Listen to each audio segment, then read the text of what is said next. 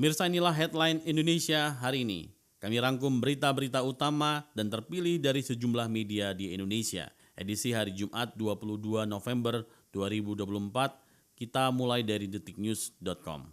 Detiknews.com memberitakan bahwa polisi telah menangkap 4 pelaku yang menyetrum bocah berusia 10 tahun di Kronjo, Kabupaten Tangerang karena dituduh mencuri duit sebesar Rp700.000.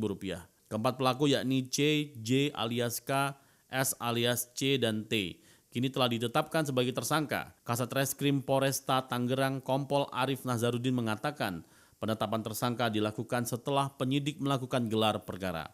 Pada tanggal 17 November 2024 dilakukan gelar perkara meningkatkan status dari terduga menjadi tersangka berdasarkan alat bukti yang cukup. Demikian kata Arif pada hari Kamis 21 November 2024 menjelaskan.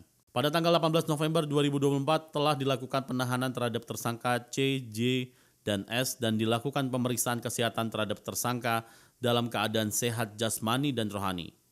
Sebelumnya seorang bocah berusia 10 tahun disetrum dan disiram minuman keras oleh warga di Kronjo, Kabupaten Tangerang karena dituduh mencuri duit sebesar Rp700.000. Polisi telah menangkap 4 orang terkait kasus penganiayaan bocah tersebut.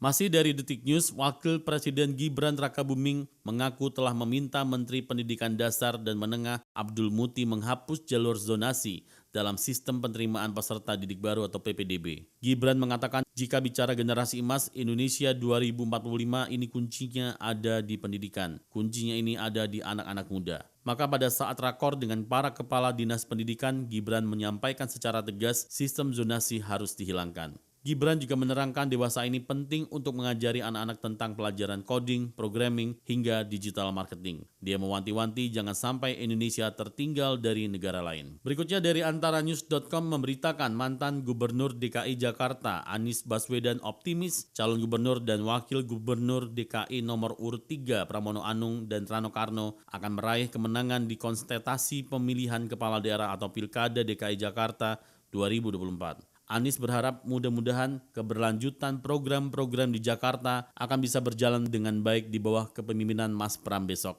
Kata Anies dalam apel siaga warga kota di lapangan Blok S Jakarta Selatan pada hari Kamis. Anies menyampaikan hal itu dalam agenda kampanye calon gubernur dan wakil gubernur DKI nomor urut 3 Pramono Anung dan Rano Karno. Dia menyampaikan rasa syukurnya atas peran pasangan calon atau paslon tersebut yang semakin baik untuk lebih dekat dengan masyarakat Jakarta. Dari mancanegara, republika.co.id melaporkan Mahkamah Pidana Internasional atau ICC akhirnya mengeluarkan surat perintah penangkapan terhadap Perdana Menteri Benjamin Netanyahu dan mantan Menteri Pertahanan Yoav Gallant pada hari Kamis 21 November 2024. Surat penangkapan itu dikeluarkan menyusul permintaan jaksa ICC yang mendesak keduanya ditahan karena melakukan kejahatan perang.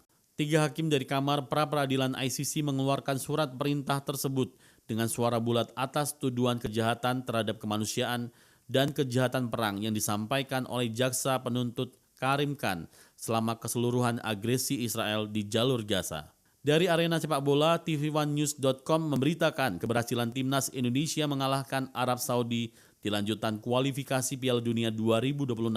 Membuat peringkat FIFA skuad Garuda melejit dan mampu melewati sejumlah tim Eropa. Seperti diketahui, timnas Indonesia berhasil cetak sejarah dengan torehkan kemenangan perdana di putaran ketiga kualifikasi Piala Dunia 2026 usai kalahkan Arab Saudi 2-0. Bertanding di Stadion Gelora Bung Karno, Selasa 19 November 2024 lalu, 2 gol kemenangan timnas Indonesia dicetak oleh Marcelino Ferdinand pada menit 32 dan 57. Selanjutnya dari Jakarta, Detik News memberitakan Komisi 3 DPR RI telah memilih 5 orang capim KPK, namun tidak ada perwakilan perempuan yang terpilih. Ketua Komisi 3 DPR RI Habibur Rahman mengatakan bahwa hal itu terjadi karena mekanisme pemilihannya melalui voting. Itulah hasil suara voting dari teman-teman, demikian kata Habibur Rahman di Komisi 3 di Jakarta pada hari Kamis 21 November 2024. Selanjutnya kembali dari Jakarta, CNN Indonesia mengabarkan Otoritas Jasa Keuangan OJK telah memanggil manajemen anak usaha Coinworks PT Lunaria Anua Teknologi Coin P2P untuk meminta keterangan soal dugaan penyalahgunaan dana oleh salah satu peminjam borrower sehingga pembayaran kepada sebagian pemberi dana lender ditunda.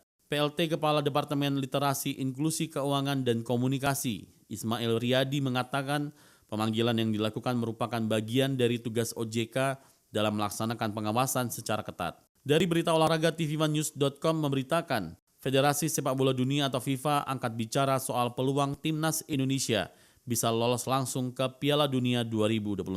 FIFA pun menyoroti timnas Indonesia yang berhasil menghancurkan Arab Saudi dengan skor 2-0 di Stadion Utama Gelora Bung Karno. Adapun 2 gol timnas Indonesia dicetak pemain berusia 20 tahun yang membela klub Oxford United, yaitu Marcelino Ferdinand. FIFA menyebut keberhasilan timnas Indonesia mengalahkan Arab Saudi usai dibantai Jepang karena kuatnya rasa keberanian mengejar mimpi dari para pemain. Pelatih timnas Indonesia Sintayong mengatakan hasil positif yang didapat anak-anak asuhnya itu membuat peluang skuad Garuda lolos ke Piala Dunia 2026 semakin terbuka. Pemirsa, itulah headline Indonesia hari ini.